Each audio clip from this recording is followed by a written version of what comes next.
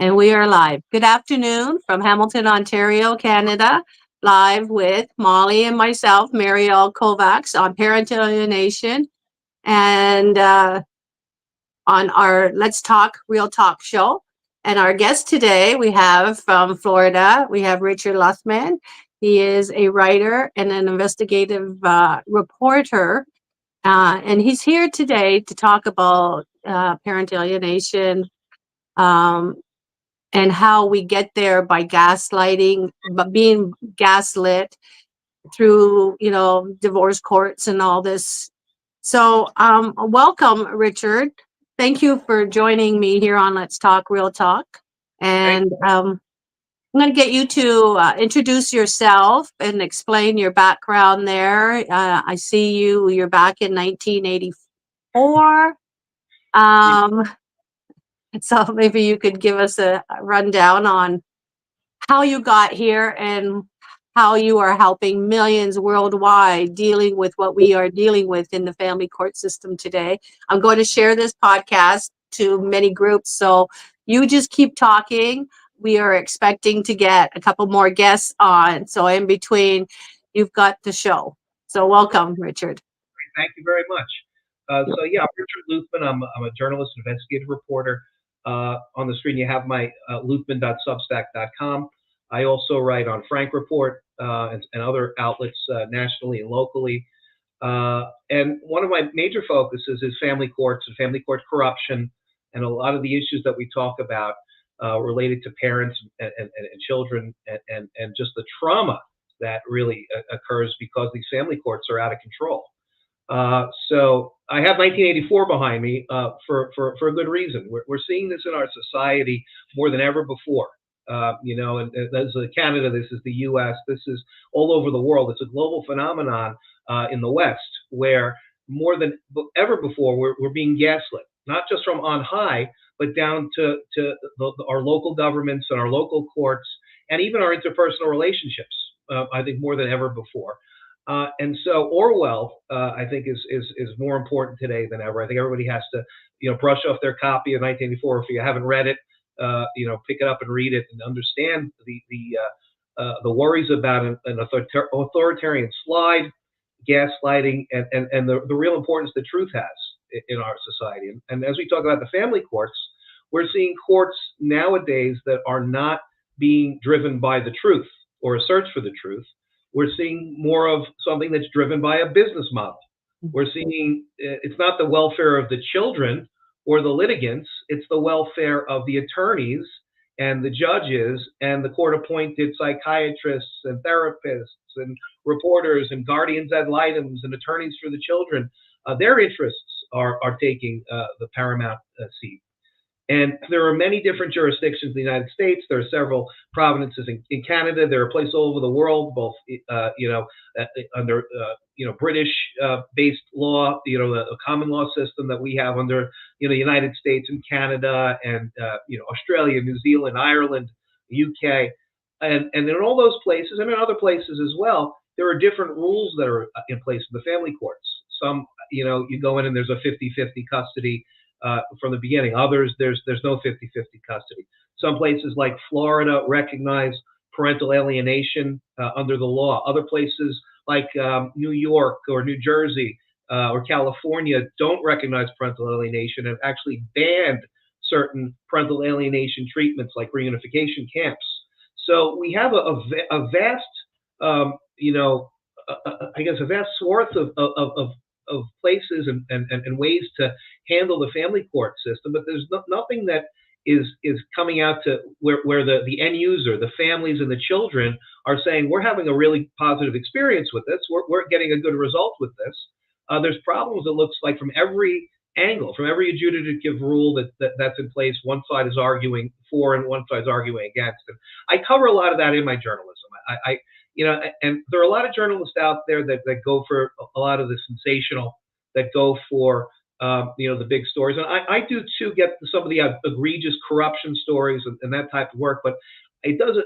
I try to focus on the issues a lot as well, to talk about to educate, to try to educate the audience that might not know what's going on, that's new to this stuff, that's potentially facing a divorce, or just got served with papers and they don't know what to do, or there's a summons and they have to appear, and how do I navigate this system? I just spent all this money to hire a lawyer. Am I doing the right thing here?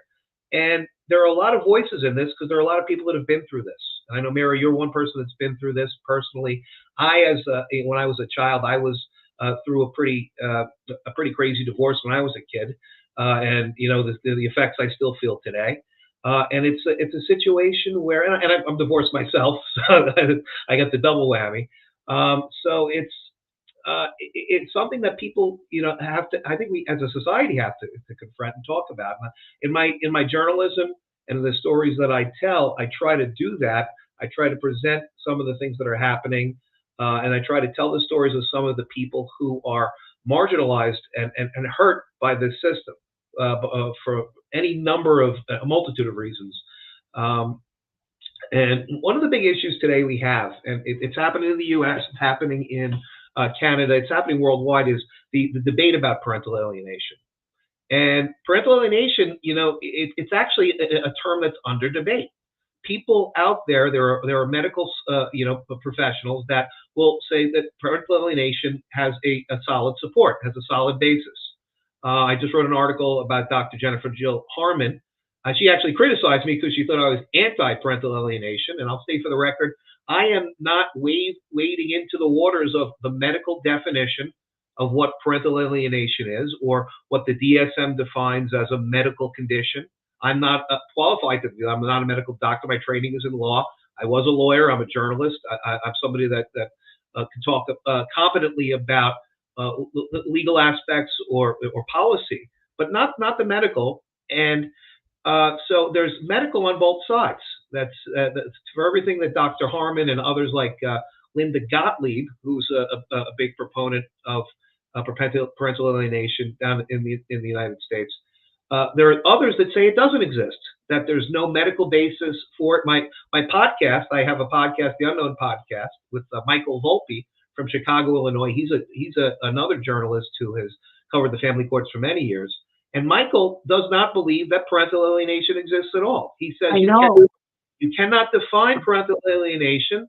It is something that you cannot point to. If you have a broken leg, you have a torn ACL, you can point to symptoms. You cannot do that with parental alienation. But the counter to that is the DSM, the Diagnostic and Statistical Manual, number 5, does not have parental alienation listed, but all of the underlying symptomology of parental alienation, Dr. Harmon argues, is in there.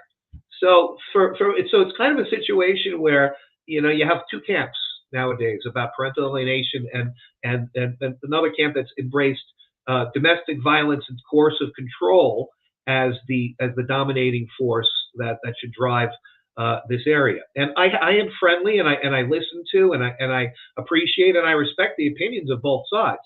And a lot of the people who embrace the domestic violence and coercive control model are very accomplished people as well. I've done work with Dr. Mandy Lee, who's worked with the United Nations, and Dr. Jill Jones Soderman with the Foundation for the Child Victims of the Family Courts, and that organization actually does not, they outright reject Dr. Richard Gardner and parental alienation. But the big issue is that I think that we all can come together to try to improve the conditions of the family courts. And we can say, irrespective of whether or not we believe, in a certain term, we know that something's happening. We know that something's happening to families when they walk into that court. We know that something's happening to children when they're affected by that court. And it's not right, and how do we fix it? It doesn't. It's a universal thing. It doesn't. It's not. It's not just germane to any specific locale, any country, any situation. It's all across the world. And how do we fix this? And so that's a lot of what my journalism is about. And I encourage people to take a look at the family court stuff I do. I have other stuff that I write about.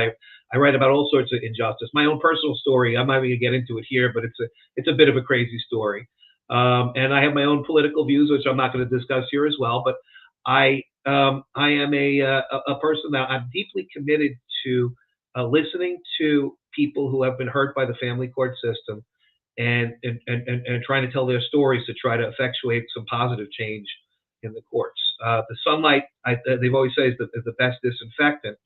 And we've written about cases all across the country. One case I just wrote about was, and it's germane to everyone, is about the Hague Convention.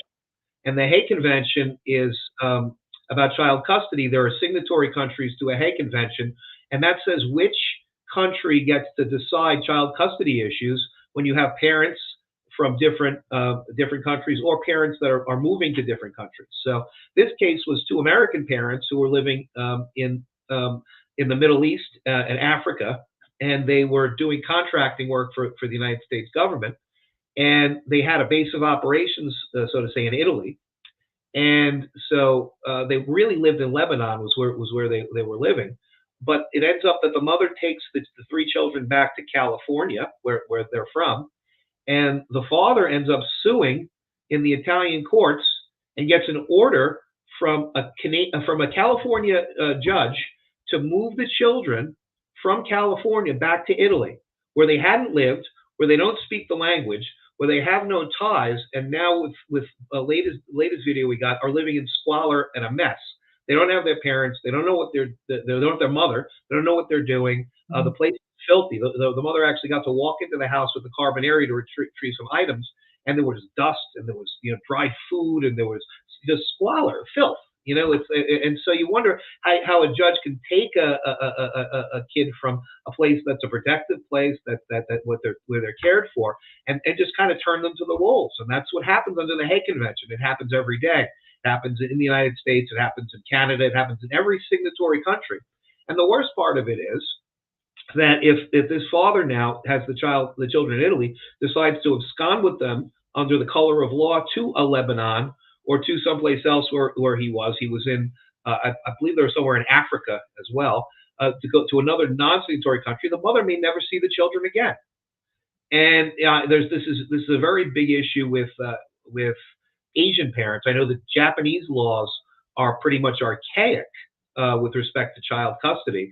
So if you have someone who takes their the children absconds to, say, Japan even, you would have a big trouble trying to see your children again. It just depends on where you are. So that's some of the issues that I talk about in my journalism, that were germane to everyone. That this is a law on the books, and this could happen to you. And this was two U.S. citizens in the United States, and the judge told them to take the kids someplace else, which was out of control. It can happen in Canada. It can happen tomorrow in your backyard, Mary. And so, Well, Mike, Richard, I got to say that in Ontario, this is happening in Ontario as well.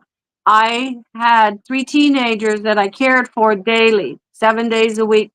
A soldier gone 6 to 12 months a year. I was there every day. The judge literally allowed the father, knowing he went to work from 3 to 11. The kids were in school from 8 to 3. Who was there for them? After the judge allowed him to take the kids for what? So the kids, through parties, got into drugs, alcohol. When we had the divorce finally set, he allowed the kids to have the girls, 17 and 18. They posted all this on social media celebrating my divorce, and they're drinking. Yeah. This is what the judges do. So yes, this is so incredible that the kids were happy, healthy until I was falsely arrested. And then status quo. So the judge says, why should I disturb the status quo? Well, because you're enabling a gaslighter here. This is why we need to educate these court systems, these judges and lawyers, to stop doing it. Because what parent wants to keep a parent away from a child? Someone with vengeance, someone with maybe health issues, mental health issues out there. You cannot just hand a kid over and take the parent away. And this is what's happening. They're pulled out from under your nose within minutes when you enter that courtroom. Some of the areas is education of the participants. Other is accountability. Because I think a lot of these lawyers and judges and court-appointed personnel know what they're doing. Mm-hmm. And they know what they're doing, but it becomes a feeding trough. And the feeding trough becomes more important than the children or the rights of the parents or anybody else's rights. and that's shameful. And one of the things we see all over the place is something called the silver bullet divorce. That was me. Yeah. And the silver bullet divorce is a lot of people. I just wrote another article about this in New Jersey about the Botox bruise. We have a woman who went to the there was marital infidelity a few years ago, and the husband and the wife were at odds, and the wife went to the local police department in New Jersey and said, "I want him out of my house. Get him out of my house." And the police said, "Well, there's nothing we can do about it. Has he put his hands on you?" He's like, "No, we've been married for 22 years. He's never laid a hand on me." He's like, "Well, there's nothing we can do." So, a 3 years later, I believe it was Easter, the Saturday before Easter, the wife starts a big to-do with the husband, and the police get called, and she shows the police a bruise on the side of her eyes, and complains about other things. Well, the bruise, we found out through our investigation, is a Botox bruise. Wow. Bruise on the side of her eye that is consistent with the injections she was receiving from Botox. So she said, yes, he lays his hands on me and he bruises me. And even the police kind of said, that doesn't look like somebody hit you. That looks like a bruise that happened, a little while ago. It doesn't look like new redness or anything like that. Yet they still took the guy in. They took this guy in, I believe, 186 days ago. They took him in, and he hasn't been back to his house other than to collect his belongings, and he has not seen his children in 186 days. Now, the TRO hearing that they had, the silver bullet worked because it's still going on. He still has his house, still hasn't seen his kids. The mother has been able, he alleges, to pour poison in their ears about him. Right? There are two older children. Actually, one's over 18. There's one that's about 16, or 15 or 16. Another one's about 7 years old. So they've been able to pour poison in the 15-year-old's ears about the father. They don't nobody wants to see the father because he's the bad guy, and he hasn't had a chance to have any due process to represent himself to the court because they have not had the full hearing. They've been there, and it's over 185 days, and this court hearing still lingers on and on and on and on. And you said status quo. Well, what happens now? It makes it easy for the lawyers to go to the judge and say, well, he's been out of the house for 6 months now. It's almost a year he's been out of this house. He hasn't had custody of the children. He hasn't done this. Let's keep the status quo in place because the status quo is working. Well, the status quo is based on a lie. It is. Know that it was a false report that put the silver bullet in place. How does this happen? Now, this happens across the board in every jurisdiction, in every country where this happens, but it's heightened in certain places. It's heightened in certain places. New Jersey is a terrible place for this, obviously, because some places put a rule in that these emergency hearings have to take place pretty quickly, within a couple of weeks at the most. I know down here in Florida it's like that, and other places like that. But other places allow them to linger on and on and on and on. I see this in New York cases that people are telling me about with the courts and how bad the delays are. And then, like you said, they step on that status quo. It's not the court's fault for the delay. It's not the attorney's fault for causing the delay, maybe intentionally to serve their client's interests.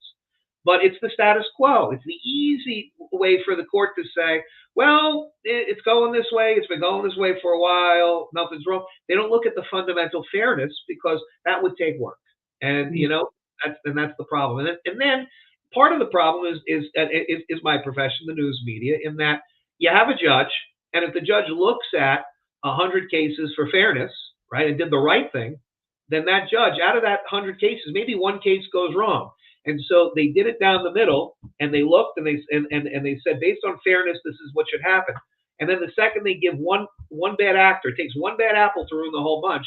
You have one state case where the judge changes custody and something happens to the child. There's a change of custody and something happens, then that judge gets crucified. So why would the judge be motivated to do anything other than keep the status quo? Then they could keep the status quo in 100 out of 100 cases and not under attack, or they could try to do the work, rule on the cases, right? And then one or two cases go wrong, and then they get crucified. Why would they do that? What judge in a rational mind? Because lawyers, tend to be very, very conservative, low risk taking people. A lot of judges, especially, they say sober as a judge. So what rational judge out there would try to be fair, given the circumstance, so they don't have to be. They don't even have to think.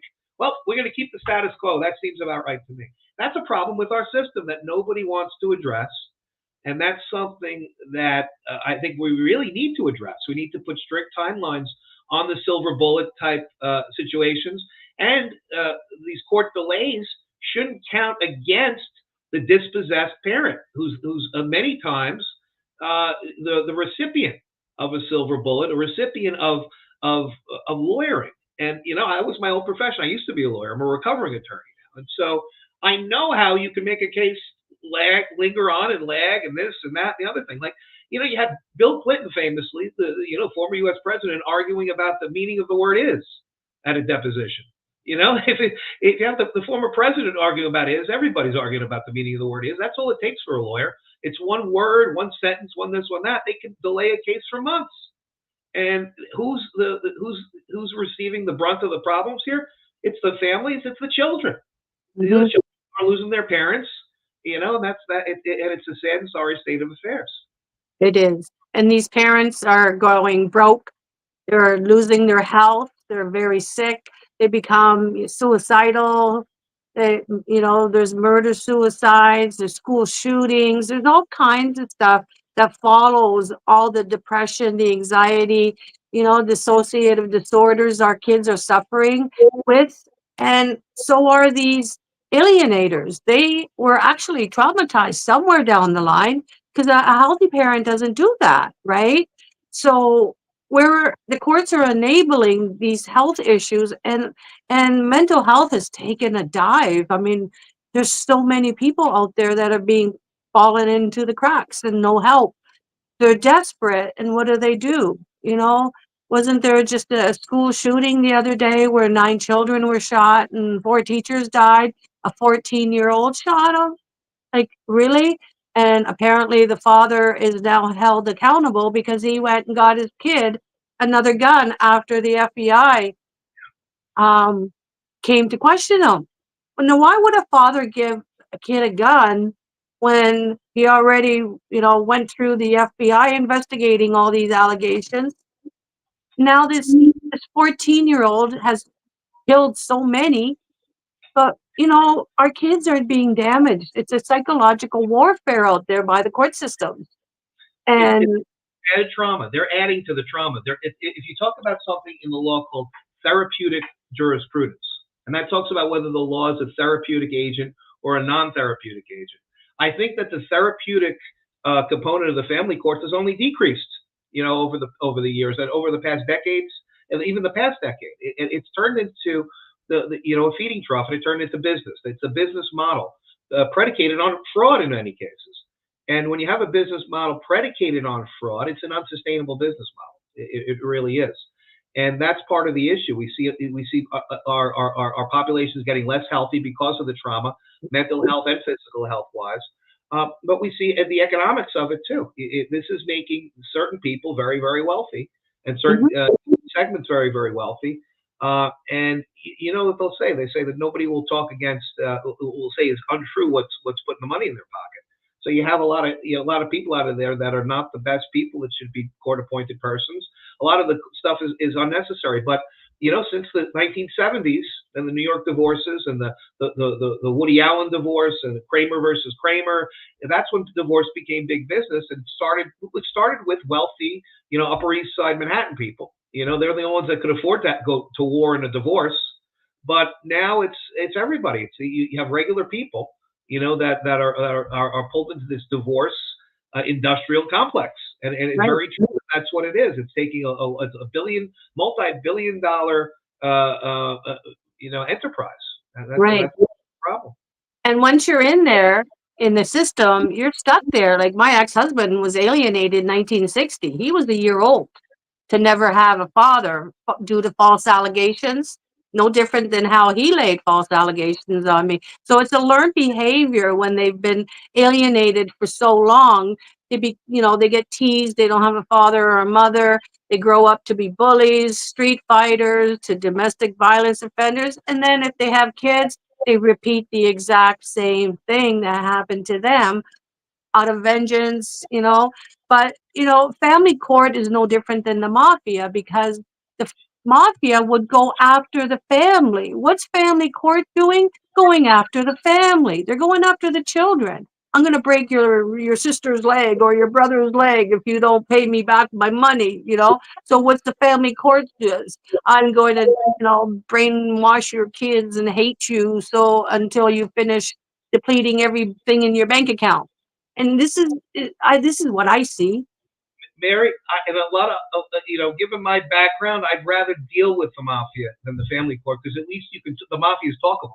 At They least have a heart. They you do have a, have a heart. well, at least you can have a sit down. And you go to family court, there's no sit down. They tell you what to do. Yeah, it's It's scripted. it's It's out of scripted. it's out of control in many places, and it's based on greed, and it's based on laziness, and it's based on fraud, and it's a shame. And that's part of what I do, is to show the corruption. But there are psychopathic actors in family court. I wrote about, I actually published today about a guy named Christopher Ambrose in Connecticut, and he might be the poster child for psychopathic family courts, because the courts system that talks about this adversarial process, that feeds into narcissists and psychopaths. Narcissists and psychopaths are probably the best litigators that you want. If you want to get a lawyer that's a pit bull, find yourself a narcissist and a psychopath. They Yep. are great lawyers. Now, to make that person into a litigant, right? And it gets even worse. Now, take a guy who's New York University Law School educated, in Christopher Ambrose, who went out to Hollywood and was writing on the legal dramas. He was a writer for the legal dramas. He was an accomplished lawyer for here in the United States for the Democratic National Committee and Bill and Hillary Clinton. And then he went out to Hollywood, made a lot of money, but then got caught plagiarizing. And that's the no-no. It's the cardinal sin. He got caught plagiarizing in Hollywood, ran out of Hollywood, but he still has plenty of money because his family comes from money in Connecticut. And he's living out there in Connecticut, and he has a situation where he has used the courts for the past, I think it's probably 6 or 7 years, to harass not only his ex-wife, Karen Riordan, but to harm the children under the guise of trying to protect them, and to harass everyone that comes near him to try to expose him for what he is. There are probably, dozens of mandated reporters who have reported sexual abuse issues with this guy. There's corroborating additional evidence there. Yet this guy is protected. He's protected by the judges. He's high when he's not representing himself. He pays high profile attorneys. He pays the family law of Connecticut's Bar Association president to be his lawyer in his last case. And these people are they're not. He's a psychopath. Mm-hmm. And when you run into these people, and we all run into them in our daily basis, and when we see psychopaths and psychopathic tendencies, we tend to avoid them. Imagine you're corralled with a psychopath in a litigation.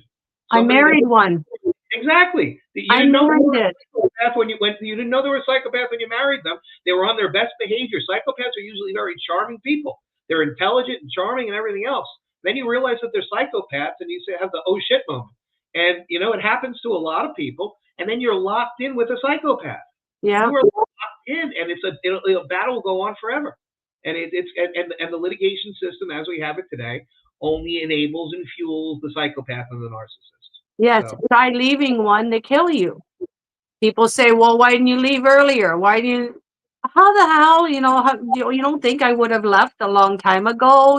This is why I had to marry him. I got threatened to live or die. And, you're stuck. You're there forever. And the best you could do is yes, sir, no, sir. No, yes, ma'am, no, ma'am. But you get tired of it, especially when they start bringing other people into the relationship. That's, you got to draw the line. There's my son. I had an interview with Professor Sam Vaknin, and just before the trial 2 years ago, I asked him if my adult kids got brought back to the stand, would they suffer a psychotic episode? And he agreed, yeah, they could. Well, sure enough, my 34-year-old son testifying for his father to gaslight me after not seeing them for 18 years, suffered a psychotic episode on Zoom. And the judge sat there like this, watching. Didn't say anything. So I had to text my lawyer to tell the judge to get the lawyer to stop badgering my boy, because he was he didn't know how to handle it anymore, right? They put our kids through hell. And my kids even stated that they suffer depression, anxiety, suicidal thoughts. They're in their 30s. They have no life. They're living for the father to take the next signal to hurt me. And this is what they're doing. They're hurting us so that the kids can get some kind of conditional love, so that the kids get something, because the narcissistic personality doesn't know how to love. They'll suck the life out of you to feel something, right? Yeah, yeah. And So part of it, a big part of it's the system though that allows it, and that's and they're enabling it, and that's one of the things that is the most heartbreaking is that what is the way that we can shine a light on these judges and these lawyers and these court appointeds that are poor actors, the rogues, the corrupt. If a judge is consistently allowing this in their courtroom, then there's something wrong with that judge.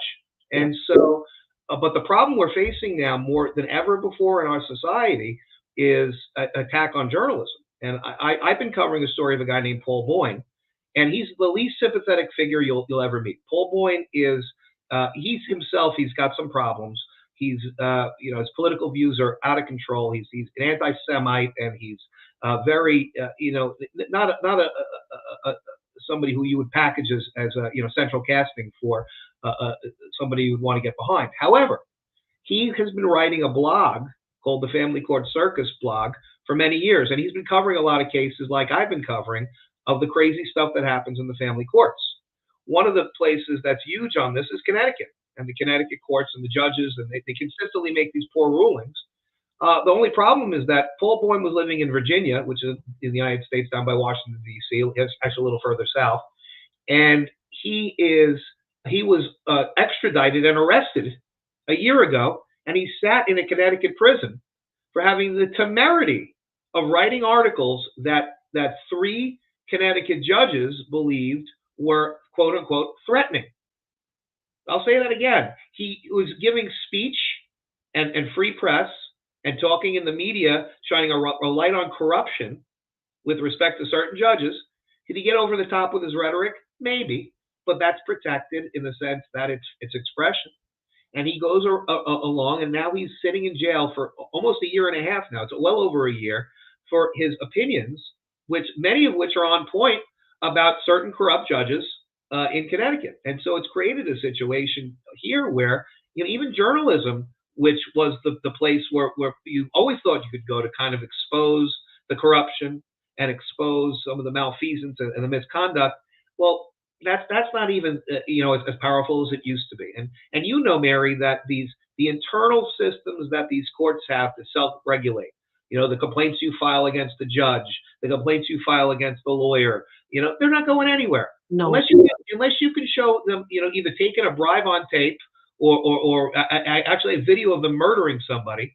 There's nothing that these people are going to do. They're going to say they see nothing there. And they're paid to do that. They're paid to protect the judicial system. They're paid to protect the lawyers. They're paid to protect. So it's a question of who are the watchers, who's policing what, and that's Right. become the scary part about our society, where we have nobody watching these people. It's kind of like there's no counterbalance to the corruption. What's going to stop them from acting corrupt? What's going to be able to effectuate change?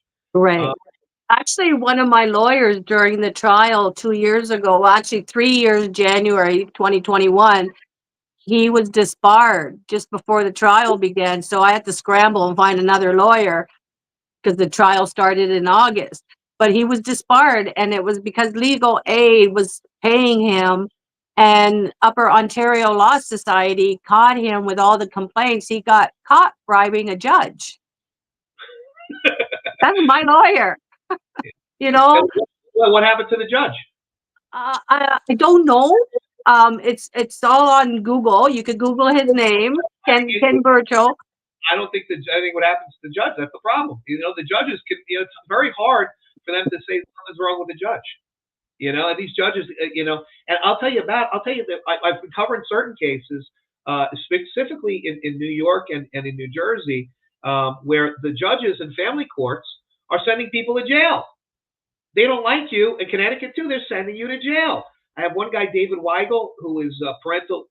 He's a parental alienation warrior, and he is he's a Wall Street guy, and I've written articles about him.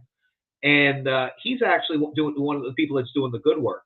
He has a website called Family Court Fraud Warrior, and he's been using AI or artificial intelligence and the quantitative side of things, which he does as a top fixed income manager on Wall Street, and he's breaking down cases based on quantitative assessments showing the fraud using a quantitative analysis. And you think like, well, what is that? What does that mean? What is fraud and quantitative?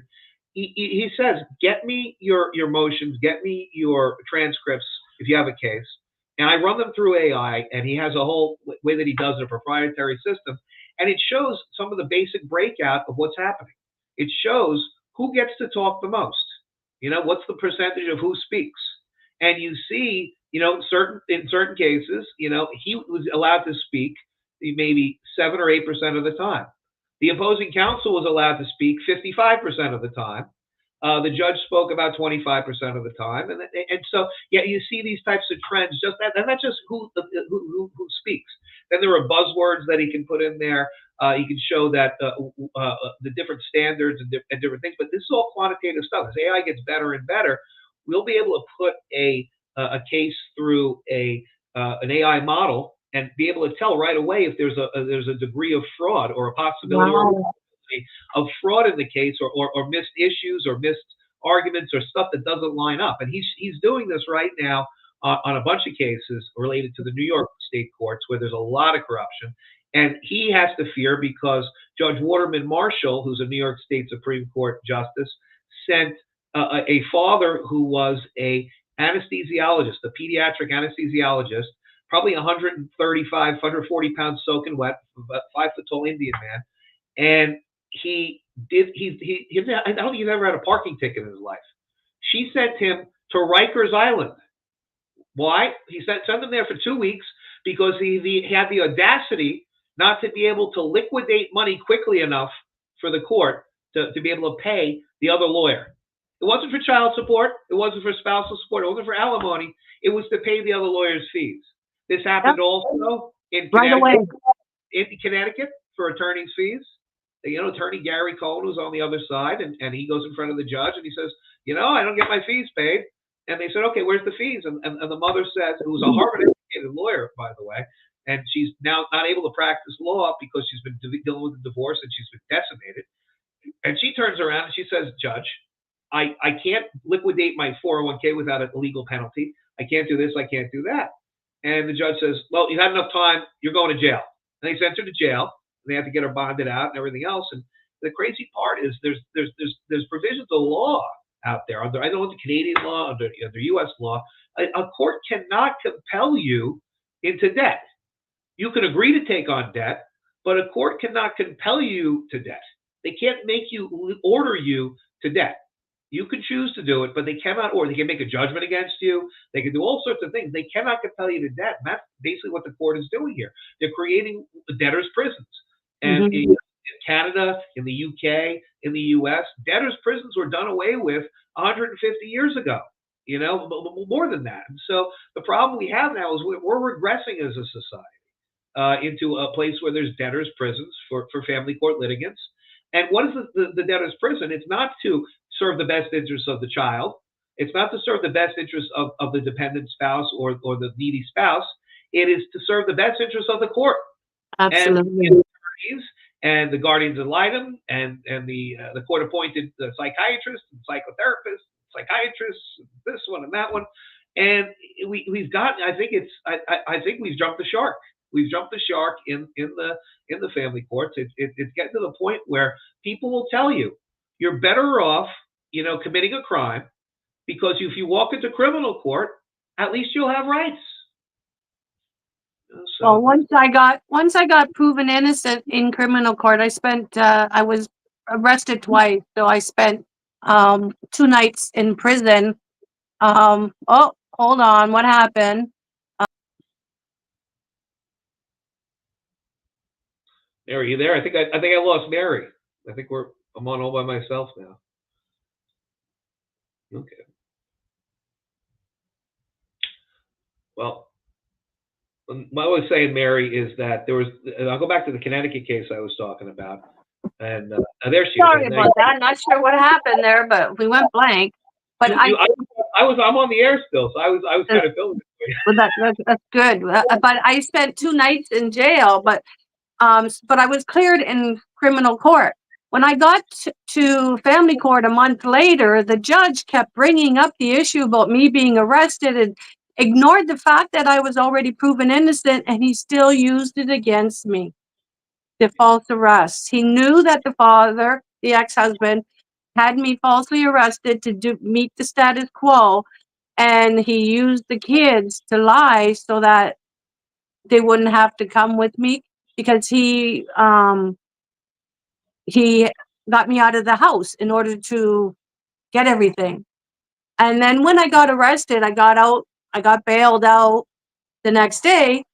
And when I went to court, family court, I had no money because the judge closed all the bank accounts, but $15,000 right away went to the lawyers each without anything else being paid. None of my debts, nothing was paid.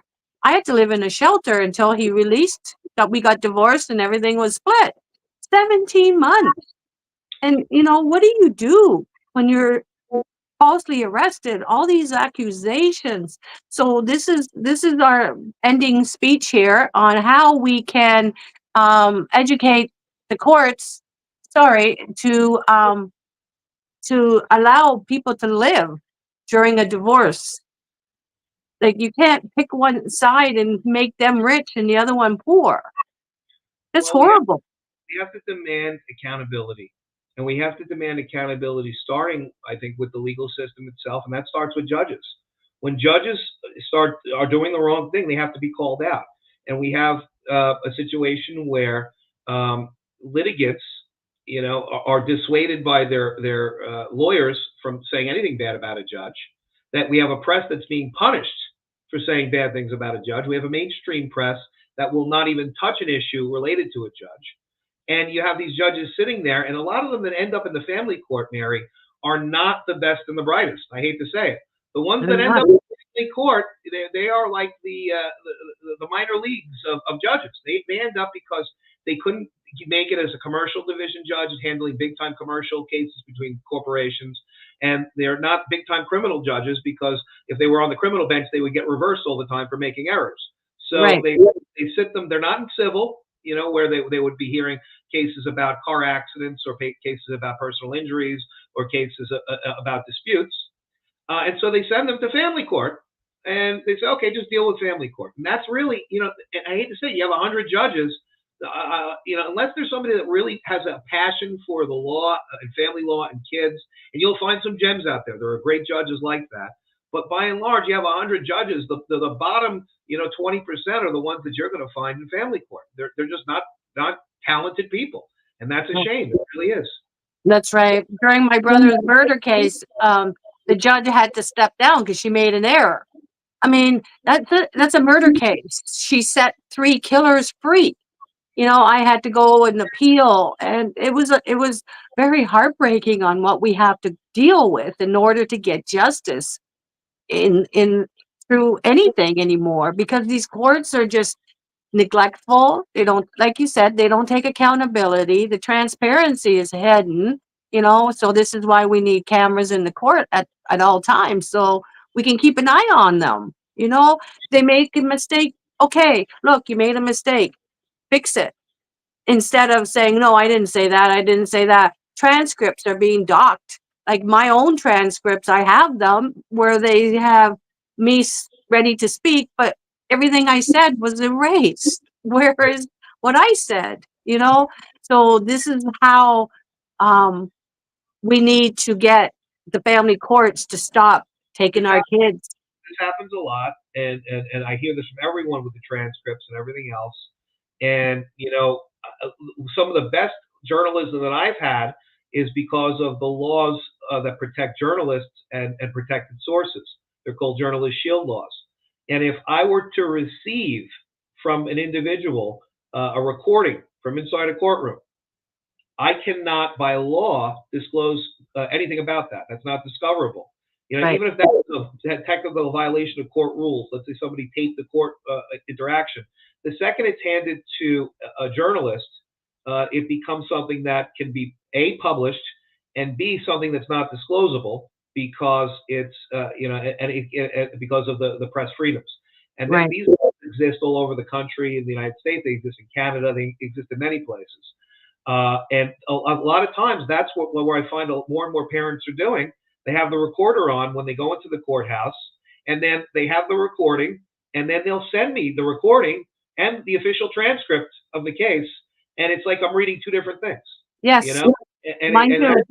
that's actually shameful. It It's really shameful that's is. happening. It is. I've got like more tapes than the tape store, and yet still I get accused of all these things, and yet you go to prove it. Oh, you can't use it. You can't use it. Oh, come on. What are you hiding? Why are you hiding it? But so, well, Richard, thank you so much. There, you can't use it in court, but you can use them in the court of public opinion, and that's Yeah. the way we get legislative change. That's the way we get political change, is through people saying, "Look, I see this grave injustice. Let's do something." And so I'll leave it at that. Thank you for having me today. Oh, you're welcome. Thank you so, so much. Don't jump off just yet. I want to thank everyone for tuning in on Let's Talk Real Talk on Parental Alienation. This Thursday, we have Yanni Kuhn coming back with us at 1 p.m. So please tune in until then. If you need to get a hold of Richard Luthmann, how would we do that, Richard? Through your email? You have my Substack on the screen, luthmann.substack.com. On there has my phone number and my email, which is richard.luthmann, my name, at protonmail.com. That's protonmail.com. Okay. I'll add it to the comment box. Thank you again for tuning in, everyone. And Richard, thank you for all your information. And let's get this out there so the judges can be educated and bring our children home. Thank you.